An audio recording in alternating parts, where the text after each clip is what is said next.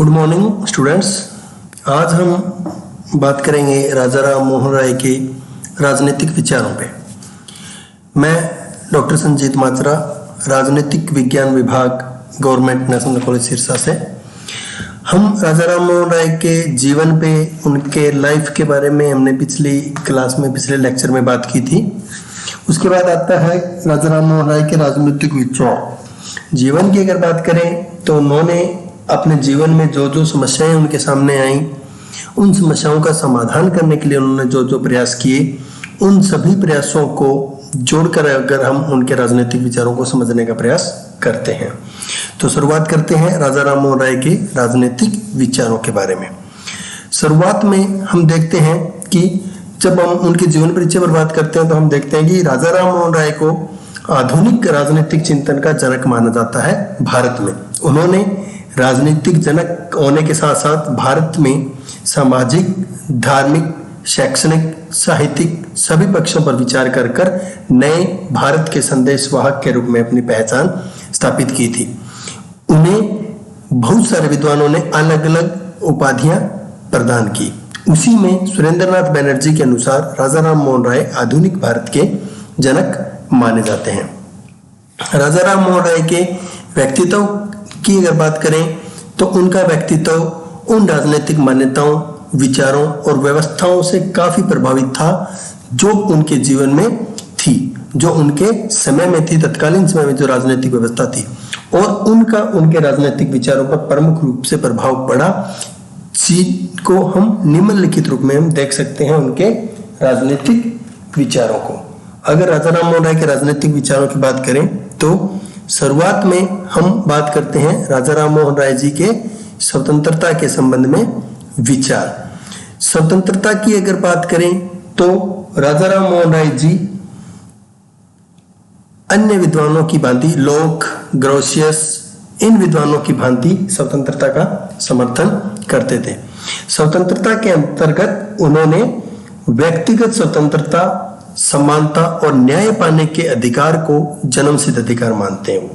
उन्होंने व्यक्तिगत स्वतंत्रता को प्रमुखता दी, उसके साथ साथ समानता और न्याय को वो जन्मसिद्ध अधिकार मानते हैं। कहने का मतलब है कि राजा राम मोहन राय व्यक्तिगत स्वतंत्रता को प्रमुखता तो देते हैं, लेकिन साथ साथ न्याय को भी वो महत्वपूर्ण भूमिका स्थान पर रखते हैं।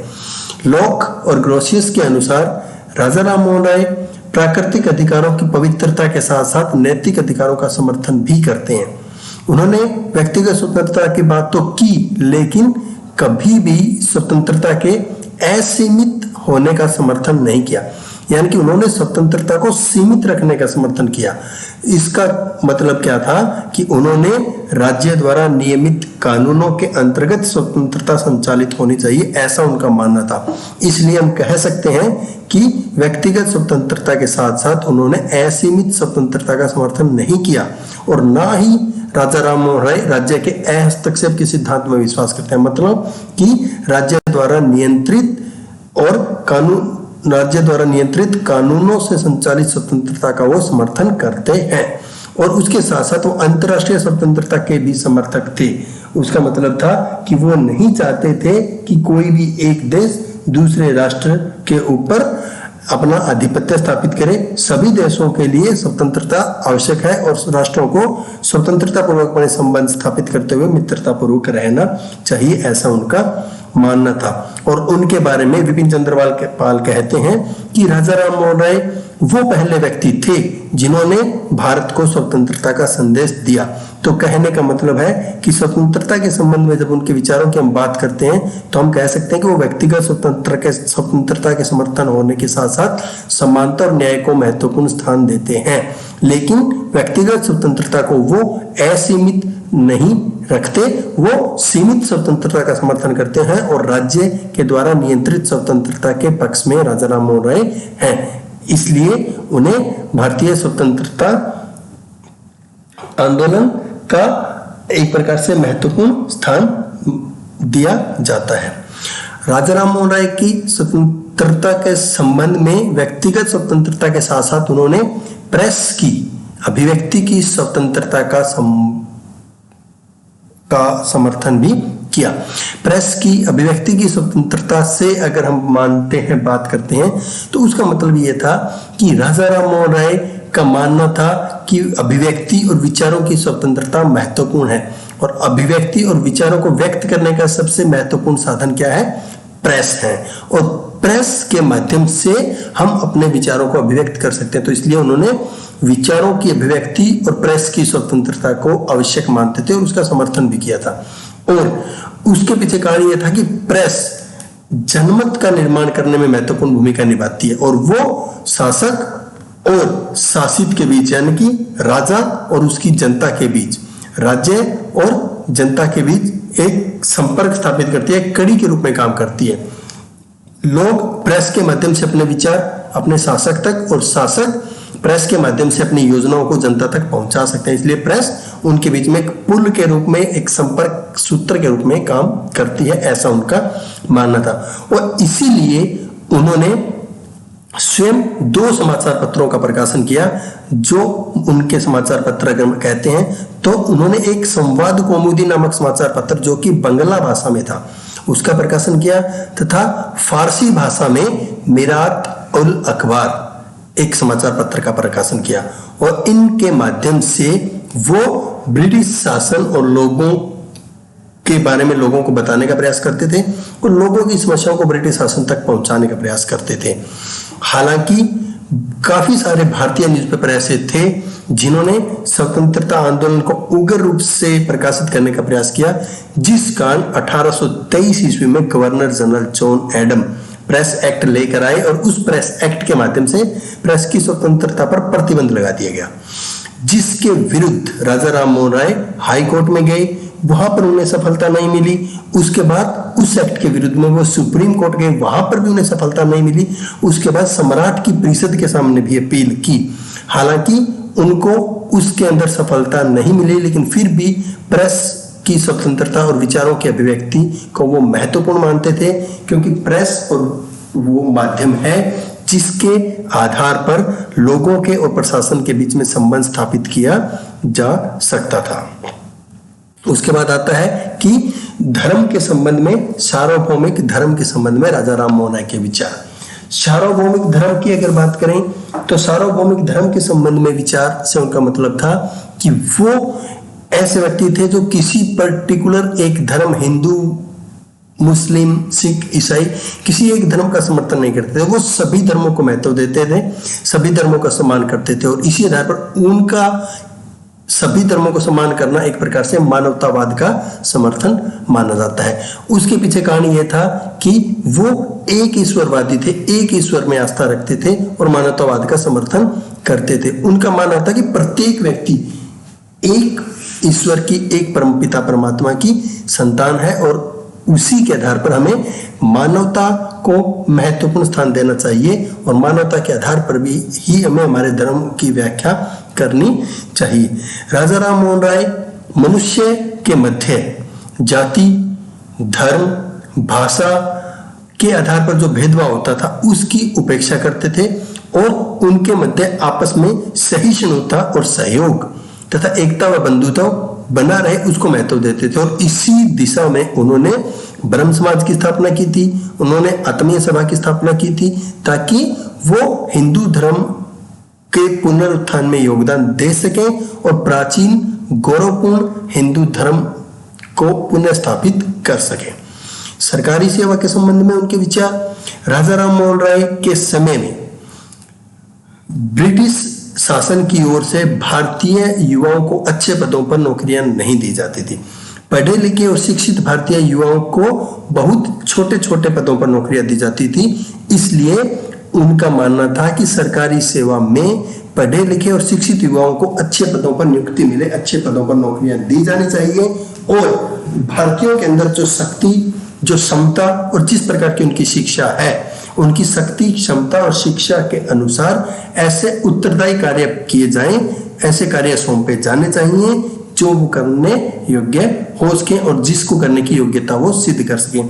तभी भारत के पुनरुत्थान हो सकेगा, तभी भारत की जनता ब्रिटिश शासन के साथ मिलकर के काम कर सकेगी। तो इसलिए सरकारी सेवा में अच्छे पदों पर पढ़े लिखे भारतीयों की नियुक्ति का समर्थन करते थे और ब्रिटिश शासन से इसके संबंध में अपील भी करते रहे। उसके बाद था धर्मनिरपेक्षतावादी दृष्टिकोण। राजा राम मोहन राय विश्व के सभी धर्मों को सम्मान देते थे, सभी धर्मों का सम्मान करते थे और सभी संस्कृतियों और नेताओं का सम्मान करते रहते थे। उनका विचार वासुदेव कुटुंबकम का विचार था, यानी कि संपूर्ण विश्व एक परिवार, एक गांव, एक राष्ट्र के समान है और सभी लोगों को मिलजुल करके सहयोग के साथ रहना चाहिए। इस पूरे विश्व को, संपूर्ण विश्व को एक गांव की भांति देखना चाहिए, ऐसा उनका विचार था। और इसी दिशा में उन्होंने ब्रह्म समाज की भी स्थापना की थी। उनके द्वारा स्थापित ब्रह्म समाज एक ऐसा समाज था जिसमें सभी धर्मों के लोगों का स्वागत था। कोई भी व्यक्ति उस समाज में शामिल हो सकता था। उसका मुख्य उद्देश्य था कि लोग धार्मिक संगठनों का त्याग कर करके एक ऐसे समाज की स्थापना करें जिसमें सभी धर्मों को बराबर महत्व दिया जाए। उन्होंने कभी नहीं कहा कि धर्म राजनीतिक आधार पर, उन्होंने धर्म को कभी स्वीकार नहीं किया। धर्म और राजनीति को वो अलग अलग रखते थे और धर्म के आधार पर उनका मानना था कि किसी भी व्यक्ति से किसी भी प्रकार का भेदभाव नहीं करना चाहिए। इसलिए उनका धर्म के संबंध में विचार महत्वपूर्ण एक प्रकार से धर्मनिरपेक्षतावादी दृष्टिकोण में दिखाई देता है। उसके साथ साथ राजा राम मोहन राय शक्ति पृथक्करण के संबंध में भी विचार रखते थे। जब उन्होंने प्रशासनिक सुधारों की बात की तो उसमें उन्होंने कार्यपालिका और न्यायपालिका संबंधी कार्यों को अलग अलग किया जाना चाहिए, ऐसा विचार दिया था। उन्होंने कहा था कि कार्यपालिका और न्यायपालिका एक दूसरे के कामों में हस्तक्षेप ना करें, दोनों को अलग अलग अधिकार और शक्तियां मिले और उनके कार्यों को अलग अलग बांट दिया जाना चाहिए। तो इस आधार पर हम कह सकते हैं कि वो स्पेशल एजेंसी को, जैसे कि कार्यपालिका, विधानपालिका और न्यायपालिका, उनके अधिकार, उनकी शक्तियां अलग अलग हों और वो अपने अधिकार क्षेत्र में रहकर ही कार्य करें, किसी दूसरे के कार्यों, एक दूसरे के कार्यों में दखल ना दे, इस प्रकार उनका मानना था। इसलिए वे शक्ति पृथक्करण के सिद्धांत को बहुत महत्वपूर्ण और उपयोगी मानते हैं और उसके अनुसार कार्यपालिका, न्यायपालिका और विधानपालिका अपने अपने अलग अलग कार्य करें, इस संबंध ऐसा उनका मानना था। ब्रिटिश शासन के संबंध में अगर बात करें तो आरंभ में, शुरुआत में वो भारत को के लिए ब्रिटिश शासन को अच्छा नहीं मानते थे, लेकिन जब वो इंग्लैंड गए, अपने ब्रिटिश साथियों के साथ रहे, वहां पर रहे, तो उसके बाद वो ब्रिटिश शासन को भारत के लिए एक प्रकार से वरदान मानने लगे। उनका मानना था कि ब्रिटिश शासन जितना समय तक भारत में रहेगा उतना जल्दी भारत आधुनिकता की ओर और विकास की ओर अग्रसर होगा। इसलिए उन्होंने कहा कि आने वाले कम से कम 40 से 50 वर्षों तक ब्रिटिश शासन को भारत में रहना चाहिए, क्योंकि ब्रिटिशर्स के माध्यम से हम आधुनिकीकरण, औद्योगिकरण की ओर आगे बढ़ सकते हैं, ऐसा उनका मानना था। 1823 ईस्वी में उन्होंने एक मैगजीन निकाली, एक मैगजीन, ब्राह्मणिकल मैगजीन।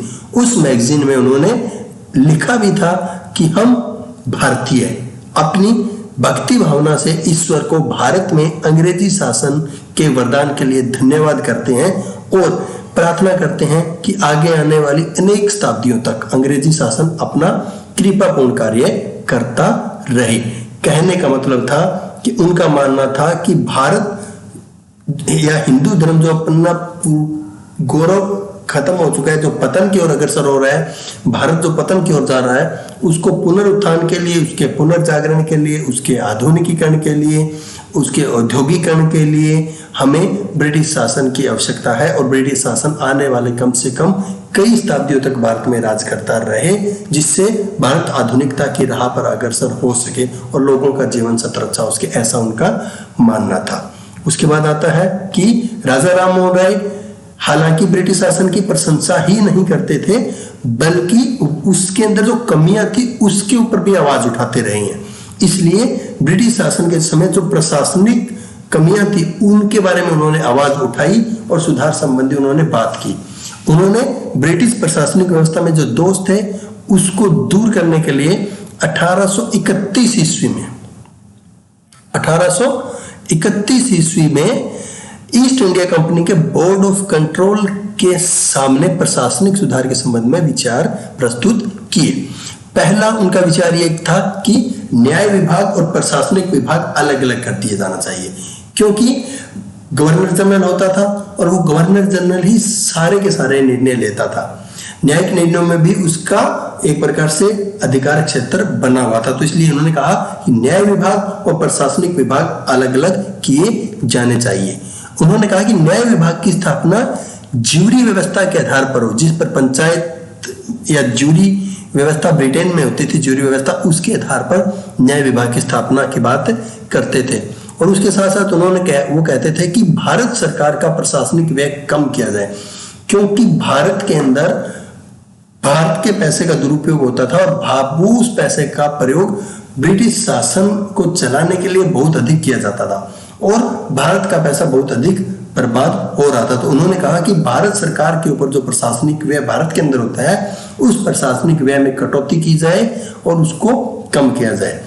उन्होंने फारसी, उस समय राजकाज की भाषा होती थी, राष्ट्रभाषा का दर्जा था, तो उन्होंने कहा कि फारसी के स्थान पर अंग्रेजी को राष्ट्रभाषा का दर्जा दिया जाए, क्योंकि अंग्रेजी ज्यादातर देशों की भाषा थी। अंग्रेजी को समझना आसान था, ज्यादातर मतलब क्षेत्र में अंग्रेजी भाषा समझी और बोली जाती थी, तो इसलिए उन्होंने अंग्रेजी को राष्ट्रभाषा का दर्जा दिए जाने की अप्रोच की वकालत की। उन्होंने शिक्षित भारतीयों को अच्छे और ऊंचे पदों पर नौकरियां दी जाए, इसके लिए भी एक सुझाव प्रस्तुत किया। किसानों की स्थिति सुधारने के लिए, कृषि की स्थिति सुधारने के लिए उन्होंने शिक्षा को महत्वपूर्ण माना और कृषि सुधार के संबंध में किसानों को शिक्षा दी जाए और उसके साथ साथ किसानों को उसकी भूमि पर स्वामित्व का अधिकार भी प्रदान किया जाए, क्योंकि उस समय बड़े बड़े जमींदार थे और किसान एक मजदूर के रूप में अपने खेतों में काम करते थे। तो उसके विपरीत उन्होंने किसानों को भूमि का स्वामित्व देने की भी अपील की, प्रार्थना की थी। और ज्यादा भारत किसी भी प्रकार के निर्णय और मामलों में स्वतंत्र अधिकार नहीं रखता था, तो इसलिए उन्होंने ये भी अपील की ब्रिटिश शासन से, प्रशासन से, कि कुछ मामलों में भारत को स्वतंत्रता प्रदान की जाए, यानी कि भारत अपने निर्णय ले सके, पंचायतों की स्थापना कर सके, अपने निम्न सत्र के शासन को स्वयं संभाल सके, इस प्रकार की व्यवस्था करने की उन्होंने भी बात की थी। तो कहने का मतलब था कि उन्होंने जो प्रशासनिक व्यवस्था में दोष थे उन्हें दूर करने के लिए काफी सारे सुझाव दिए, जिसमें प्रशासनिक सुधार करके भारत और ब्रिटिश शासन को, भारतीय लोगों और ब्रिटिश शासन में एक तालमेल स्थापित किया जा सकता है और भारत में सुधार किए जाने की दिशा में एक प्रयास किया जा सकता है। उसके बाद आता है प्रशासनिक व्यवस्था के साथ साथ न्यायिक और कानूनी सुधारों के संबंध में विचार। राजा राम मोहन राय ने न्यायिक का मानना था कि जो न्यायिक व्यवस्था है वो कल्याणकारी होनी चाहिए, जनता के कल्याण को ध्यान में रखते हुए न्यायिक व्यवस्था की स्थापना होनी चाहिए। शुरुआत में उन्होंने ब्रिटिश व्यवस्था का विरोध किया था, लेकिन बाद में उन्होंने इसका समर्थन भी किया और उन्होंने अपनी एक पुस्तक भारत की राजस्व एवं न्याय व्यवस्था की व्याख्या में कई सारे न्यायिक सुधारों का विचार रखा। सबसे पहले तो उन्होंने ये कहा कि कानून निर्माण का कार्य भारत के गवर्नर जनरल को नहीं करना चाहिए, उसके स्थान पर भारत के लिए कानून निर्माण का कार्य कौन करे? ब्रिटिश संसद करे, कि ब्रिटिश संसद के अंतर्गत कानून भारत के लिए कानून बनाए जाने चाहिए, ना कि भारत का वायसराय भारत के लिए कानून बनाए। उसके बाद ये उन्होंने कहा कि उस समय तत्कालीन समय में जो दीवानी और फौजदारी मुकदमे थे उनका कोडिफिकेशन किया जाए, उनका संहिताकरण किया जाए, उनको सूचीबद्ध किया जाए और दीवानी और फौजदारी कानूनों को अलग अलग किया जाए। स्पष्ट लिखा जाए कि कौन से कानून दीवानी कानूनों के अंतर्गत आएंगे, कौन से फौजदारी कानूनों के अंतर्गत आएंगे।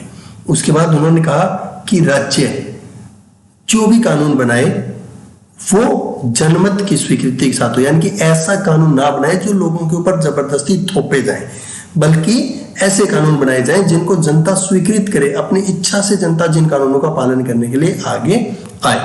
उसके साथ उन्होंने ये भी कहा कि कार्यपालिका और न्यायपालिका के कार्य अलग अलग कर दिए जाएं और दोनों एक दूसरे के क्षेत्रों में एक दूसरे के कामों में दखल ना दे सके, इस प्रकार की व्यवस्था की जाए। उसके बाद उन्होंने कहा कि भारतीय न्यायालयों को यूरोपियंस के मुकदमे सुनने का अधिकार मिले। कहने का मतलब है कि उस समय इस प्रकार की न्याय व्यवस्था थी कि किसी भी यूरोपियन व्यक्ति के द्वारा कोई अपराध कर दिया जाता था तो उसका मुकदमा कोई भी भारत का न्यायालय, कोई भी भारत की कोर्ट नहीं सुन सकती थी। लेकिन यूरोपियन न्यायालय सभी के मुकदमे, उसमें भारतीय भी शामिल थे, सुनने का अधिकार था। तो इसलिए उन्होंने कहा कि भारतीय न्यायालयों को भी यूरोपियन नागरिकों के मुकदमे सुनने का अधिकार मिलना चाहिए। उसके साथ साथ उन्होंने कहा कि न्यायिक कार्यों की भाषा सरल और स्पष्ट होनी चाहिए जिसे आम जनता समझ सके, और जो न्यायिक निर्णय किए जाते हैं, जो न्यायिक निर्णय होते हैं, उनको समय समय पर समाचार पत्रों में प्रकाशित किया जाना चाहिए। तो इस प्रकार से उन्होंने विधि और न्यायिक सुधारों की बात की थी। उसके बाद आता है निरंकुशतावाद का विरोध। निरंकुशतावाद यानी कि एक प्रकार से राजतंत्र, अधिनायक तंत्र या अतिवादी शासन, इन शासनों का वो विरोध करते हैं क्योंकि इस प्रकार के शासनों के अंतर्गत व्यक्तिगत स्वतंत्रता को महत्व नहीं दिया जाता, व्यक्तिगत स्वतंत्रता का हनन होता है और इसका विरोध करते हैं। उसके पीछे हम ये भी देख सकते हैं कि 1789 में जो फ्रांस में क्रांति हुई थी, उस क्रांति से राजा राम मोहन राय काफी प्रभावित थे और उस क्रांति का प्रमुख नारा क्या था? स्वतंत्रता, समानता, न्याय और भाईचारा। और इस क्रांति के माध्यम से फ्रांस ने निरंकुश शासन को पलट करके लोकतांत्रिक शासन की स्थापना की थी। तो उनका मानना था कि निरंकुश शासन यानी कि तानाशाही या अधिनायक तंत्र या अतिवादी शासन एक ऐसा शासन व्यवस्था होती है जिसमें संवैधानिक रूप से शासन नहीं होता, लोकतांत्रिक रूप से शासन नहीं होता, व्यक्ति की स्वतंत्रता को महत्व नहीं दिया जाता, व्यक्तिगत स्वतंत्रता खत्म हो जाती है। तो इसलिए उस प्रकार के शासन का विरोध करके लोकतंत्र और संवैधानिक शासन का समर्थन करते थे। लोकतंत्र और संवैधानिक शासन का समर्थन क्यों करते थे? क्योंकि उनके अनुसार लोकतांत्रिक व्यवस्था में स्वतंत्रता, समानता, न्याय और भाईचारा इसकी स्थापना पर बल दिया जाता है। इसलिए लोकतांत्रिक शासन एक अच्छा और संवैधानिक शासन का एक मतलब सही रूप है जिसमें लोगों को न्याय और समानता और स्वतंत्रता का अधिकार दिया जा सकता है। लोकतांत्रिक शासन का समर्थन इसलिए भी करते थे क्योंकि उनका मानना था कि ये ऐसी शासन व्यवस्था है जिसमें व्यक्तिगत स्वतंत्रता को भी स्थान प्राप्त है, व्यक्तिगत स्वतंत्रता को भी महत्व दिया जाता है और मुख्य रूप से शासन संविधान के नियमों के अनुसार चलाया जाता है, संवैधानिक नियमों के अनुसार चलाया जाता है। और एक ऐसी शासन व्यवस्था जिसमें व्यक्तिगत स्वतंत्रता प्रमुख हो, संवैधानिक नियमों से शासन चलाया जाए, समानता, स्वतंत्रता और न्याय उस शासन का प्रमुख सिद्धांत हो, ऐसी शासन व्यवस्था में किसी भी देश को आगे बढ़ना, किसी भी देश का विकास करना काफी आसान हो जाता है। उस देश की जनता का भी उसे सहयोग मिलता है, इसलिए वो लोकतांत्रिक और संवैधानिक शासन का समर्थन करते हैं। उसके बाद आता है भारत में यूरोपीय निवास के संबंध में विचार। राजा राम मोहन राय जिस प्रकार से ब्रिटिश शासन को सही मानते थे, अच्छा मानते थे, उसी प्रकार से भारत में यूरोप के लोगों का बसना चाहिए या नहीं चाहिए उसके संबंध में भी विचार रखते थे। उनका मानना था कि यूरोपियंस को भारत में बसने का अधिकार मिलना चाहिए, भारत में रहने का अधिकार मिलना चाहिए। इससे क्या होगा कि भारत के आधुनिकीकरण की प्रक्रिया तेज होगी, आधुनिकीकरण की गति बढ़ेगी। और 1832 ईस्वी में उन्होंने, राजा राम मोहन राय जी ने हाउस ऑफ कॉमन्स में यूरोपियन के निवास के संबंध में निम्नलिखित बातें कही थी। उन्होंने कहा था कि जब यूरोपियंस हमारे देश में रहेंगे और कृषि किसी भी कार्य में वो अगर आएंगे तो उसमें आधुनिकीकरण की मतलब बढ़ेगा। कारण क्या है कि अगर यूरोपियन कृषि के क्षेत्र में आते हैं तो कृषि के अंदर वो नए नए टेक्निक, नए नए उपकरणों का, नई मशीनों का प्रयोग करते हैं, जिससे तकनीक में सुधार होगा, कृषि करने के तरीकों में सुधार होगा, पैदावार बढ़ेगी और लोगों का जीवन स्तर, कृषि संबंध जुड़े लोगों का जीवन स्तर सुधरेगा। दूसरा, भारत में जमींदारी व्यवस्था और अफसरों की ओर से जो अत्याचार किया जाता है उसमें कमी आएगी और उसमें सुधार होगा। उसके साथ साथ औद्योगिकरण को भी बढ़ावा मिलेगा।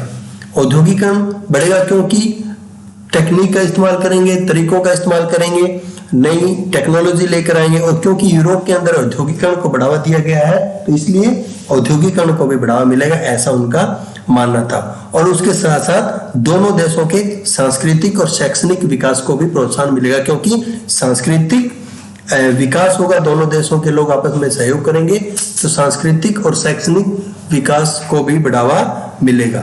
भारतीयों का धन विदेशों में जाने से रुक जाएगा। इसका कारण क्या था कि जब यूरोपियंस भारत में रहेंगे तो भारतीयों का जो विदेशों में धन, क्योंकि वो भारत से व्यापार करते हैं, कच्चा माल ले जाते हैं, भारत का धन बाहर जाता है, उसका पलायन भी, विदेशों में जो पलायन हो रहा है वो भी रुक जाएगा।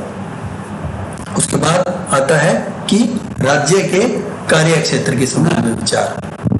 राज्य के कार्य क्षेत्र के संबंध में विचार कि राजा राम मोहन राय जी राज्य को भी महत्वपूर्ण संस्था मानते थे। उनके अनुसार राज्य व्यक्ति समाज के भौतिक कल्याण के लिए महत्वपूर्ण है, उपयोगी है। बगैर राज्य के व्यक्ति का और समाज का कल्याण संभव नहीं है। और नैतिक अधिकार भी राज्य के कार्य क्षेत्र का समर्थन करते हैं, क्योंकि जब उन्होंने व्यक्तिगत स्वतंत्रता का समर्थन किया तो उसमें राज्य के हस्तक्षेप के सिद्धांत का विरोध करते हुए राज्य के हस्तक्षेप की बात की और ये कहा कि कानून आधारित स्वतंत्रता ही सही मायने में स्वतंत्रता हो सकती है और ये राज्य के अंतर्गत आनी चाहिए। उनके अनुसार राज्य के द्वारा सामाजिक और आर्थिक सुधार, शिक्षा का प्रसार, आर्थिक कल्याण के संबंध में कानून बनाए जा सकते हैं और उनके अंतर्गत एक राज्य आधुनिकीकरण के आगे बढ़ सकता है। तो इसलिए नैतिक आधार पर भी वे राज्य के हस्तक्षेप को उचित मानते हैं और राज्य का समर्थन करते हैं और राज्य को अधिकार दिए जाए, राज्य को शक्तियां दी जाए, इसका समर्थन करते हैं। संपत्ति के अधिकार के संबंध में भी राजा राम मोहन राय अपने विचार रखते थे और संपत्ति के अधिकार के अंतर्गत राजा राम मोहन राय का यह मानना था कि संपत्ति व्यक्ति को संपत्ति के स्वामित्व का अधिकार होना चाहिए। राज्य को इस प्रकार का कानून नहीं बनाना चाहिए जिससे वो व्यक्ति की संपत्ति छीन सके। उसके अनुसार धर्म प्रत्येक व्यक्ति को संपत्ति रखने की आज्ञा देता है और संपत्ति के ऊपर महिला और पुरुष दोनों को बराबर अधिकार दिया जाए, इस प्रकार से उनका विचार था, इस प्रकार से वो मानते थे। तो उपरोक्त बातों के आधार पर अंत में या निष्कर्ष रूप में हम कह सकते हैं कि जब हम उनके राजनीतिक विचारों को पढ़ते हैं, बात करते हैं, तो हम ये कह सकते हैं कि राजा राम मोहन राय के राजनीतिक विचार कोई कल्पना नहीं थी या किसी कल्पना के रूप में या कोई बहुत आदर्श विचार के रूप में उन्होंने ऐसे विचार प्रकट नहीं किए थे। उनके राजनीतिक विचार उनके सामने आई हुई समस्याओं का समाधान करने की दिशा में जो प्रयास किया गया वहीं से उनके राजनीतिक विचार निकल कर आए। इसलिए उन्हें भारत के पुनर्जागरण के अग्रदूत भी कहा जाता है, राष्ट्रीय पत्रकारिता का जनक भी माना जाता है। राजा राम मोहन राय ने विश्व स्तर पर स्वतंत्रता आंदोलनों का समर्थन किया, लेकिन उनके कुछ बातों के आधार पर आलोचना भी की जाती है, क्योंकि विश्व स्तर पर स्वतंत्रता आंदोलनों का समर्थन किया, उसके विपरीत भारत में ब्रिटिश राज को सही मानते हैं लेकिन विश्व स्तर पर स्वतंत्रता का समर्थन करते हैं। वे यूरोपियंस को भारत में बसाने की बात करते हैं, ब्रिटिश शासन की जड़ें मजबूत करना चाहते थे, ब्रिटिश शिक्षा पद्धति, भाषा के समर्थन, इन बातों में उनकी आलोचना भी हुई। उसके बावजूद राष्ट्रीय चेतना, संवैधानिक आंदोलन के जनक व राष्ट्रवादी होने के साथ साथ आधुनिक भारत के राजनीतिक चिंतन होने का भी उनको गौरव प्राप्त है। उनके दिखाए रास्ते पर भारत में प्राचीन और मध्यकालीन राजनीतिक चिंतन से निकलकर आधुनिकता की राह पर अग्रसर हुआ। धन्यवाद। आगे जो हम बात करेंगे नेक्स्ट क्लास में, वो हम बात करेंगे राजा राम मोहन राय के सामाजिक या धार्मिक विचारों के संबंध में विचार।